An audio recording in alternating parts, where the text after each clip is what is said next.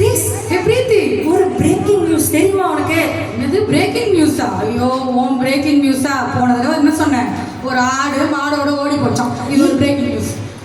நிஜமான news girl. என்ன நியூஸா இருக்கும்? என்ன, எதை பத்தி? உனக்கு நம்ம செல்வம் தெரியுமா? ஆமா, நம்ம செல்வம், பக்கத்து வீட்டு செல்வம். அவனை போலீஸ் பிடிச்சிட்டு போயிட்டாங்க தெரியுமா? என்ன சொல்ற நீ?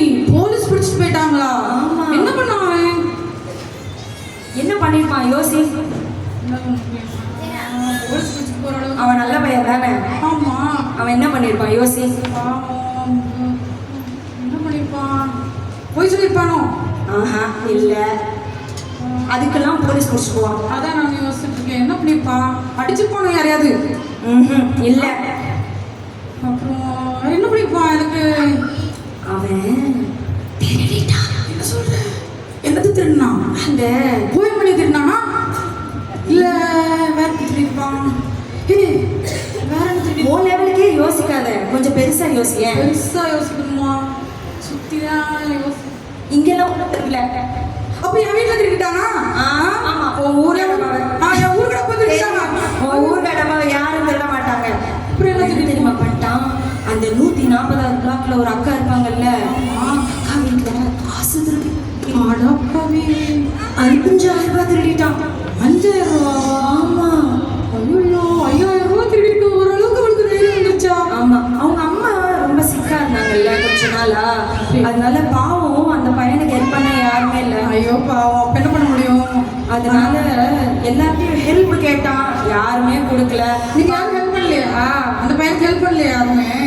யாருமே பண்ணல போல. பாவம், எல்லாரும் சேர்த்து கொஞ்சம் கொஞ்சம் காசு போட்டுருந்தா அந்த பிள்ளை பாவம் திருடி இருக்காதுல்ல. கேளு, திருடிட்டான். அப்புறம் அவன் என்ன நினைச்சானா தெரியல, எப்படியா போய் வச்சிடணும். அவங்க எல்லாம் காசை போட்டு கஷ்டப்பட்டு போய் வச்சிடலாம் நினைக்கிற டைம் கரெக்டா போலீஸ் இது என்ன கூத்தாரு? பாவம் பிள்ளை மனமாயிருச்சு. என்ன பண்றது, போலீஸ் பிடிச்சிட்டு போயிட்டாங்க. அவனுக்கு இருக்கிற அந்த ஒரே ஒரு தங்கச்சி ஒரே அழுக, ஓன்னு அழுக. அப்புறம் அவனுக்கு ஒரு மாமா இருக்காங்க தெரியுமா? ஆமா ஆமா, ஐயோ லாயர் மாமா. அவர் வந்து காப்பாத்தினாரா? அந்த வக்கீல் மாமா. அந்த வக்கீல் மாமா என்ன பண்ணார் தெரியுமா? பாவம் நம்ம பிள்ளை அப்படின்னு சொல்லிட்டு அவன் நிலைமையை புரிஞ்சுக்கிட்டு கோர்ட்ல போய் அவனுக்காக வழக்காடி பையனை திருப்பி ஜெயிலிருந்து கூட்டு வந்துட்டாரு. பரவாயில்ல. அந்த 5000 ரூபாய் அவரே கொடுத்துட்டாரு. அது தெரியுமா? சூப்பர் சூப்பர் லாயர்ல. பரவாயில்லையே. அப்போ இப்போ திருந்திருப்பானே அவன்? திருப்பி திருடலாம் மாட்டான்ல அவன்? ஏன் திருட போறான் திருப்பி? அப்படிதான் நானும் நினைச்சேன். அப்புறம் ஆனா திருந்தல. அப்புறம் என்னாச்சு? மறுபடியும் திருடிட்டாங்க. மறுபடியுமா? ஆமா, மறுபடியும் திருடி அதே தங்கச்சி அழுக, அதே தங்கச்சி அழுக, அதே போலீஸ், அதே போலீஸ், அதே லாயரு. அங்கதான் ஒரு ட்விஸ்ட். ஐயோ, என்ன ட்விஸ்ட்? அந்த லாயர் மாமா ப்ரமோஷன் ஆகி ஜட்ஜு மாமா ஆயிட்டாரு. ஜட்ஜானா சூப்பர் தானே? ஜட்ஜு நம்மளுக்காக பேச மாட்டாரா? அப்படிதான் நானும் நினைச்சேன். அப்புறம் கடைசியில என்ன ஆயிடுச்சு, ஜட்ஜு மாமா தான் எனக்கு நல்லா தெரியுமேன்ட்டு திமிரா போனான் கோர்ட்டுக்கு. அங்க போயிட்டு என்ன ஆச்சு தெரியுமா? எல்லாத்தையும் ஆண்டவனே நம்ம பக்கம் மாதிரி ஜட்ஜே நம்ம பக்கம்னு பயங்கரமா பீத்திட்டு போனானே. அங்க போய் பார்த்தா அவங்க ஜட்ஜு மாமா என்ன சொல்லிட்டாரு, வாடா வா, போன வாட்டி உனக்காக நான் பரிந்து பேசினேன், உன் நிலைமை எனக்கு நல்லா தெரியும், ஆனா இப்ப நீ திமிரா வந்திருக்கில்ல, அதனால உனக்கு கிடைக்க வேண்டிய தண்டனையை நான் கண்டிப்பா கொடுத்தே ஆகணும்னு சொல்லிட்டு டேட்டை மாத்தி போட்டாரு, கைவிட்டாரு கிரேஸ். ஐயோ பாவமே. அப்ப தங்கச்சி பாவம், அந்த பிள்ளை அவங்க கஷ்டப்படுற அம்மாவோட தனியாக அந்த வீட்டில் உட்காந்து அழுதுகிட்டே இருக்கு. இந்த பையன் பொறுப்பே எல்லாமே இப்படி பண்ணி ஜெயிலுக்கு போயிட்டான். ஐயோ, இது நம்ம வாழ்க்கை மாதிரி இருக்குது.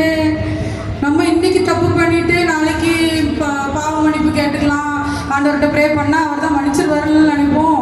அந்த மாதிரிலாம் இருக்குது இது. கரெக்டு கிரேஸ், இது நம்ம வாழ்க்கை மாதிரியே இருக்குல்ல. நான் நினைக்கிறேன் நம்ம எல்லாருமே கிருபையின் காலத்தில் இருக்கோம்ல. கடவுள் நம்ம மேலே கிருபையாக இருக்காரு. ஆனால் நிறைய நேரம் இந்த கிருபையின் காலத்தை தப்பு பண்ணுறதுக்கு லைசன்ஸ் மாதிரி யூஸ் பண்ணிக்கிறோம்னு நினைக்கிறேன் கிரேஸ். இந்த செல்வ பையனோட வாழ்க்கை நமக்கு ஒரு பெரிய பாடத்தை நமக்கு சொல்லுது. ஒரு நாள் நம்ம இயேசு கிறிஸ்துவும் நமக்கு நியாயாதிபதிவா வருவார். இப்போதைக்கு நமக்காக பரிந்து பேசுகிற அன்புள்ள தேவனா நமக்காக பரிந்து பேசிக்கிட்டு இருக்காரு. ஆனால் ஒரு நாள் வருவார்.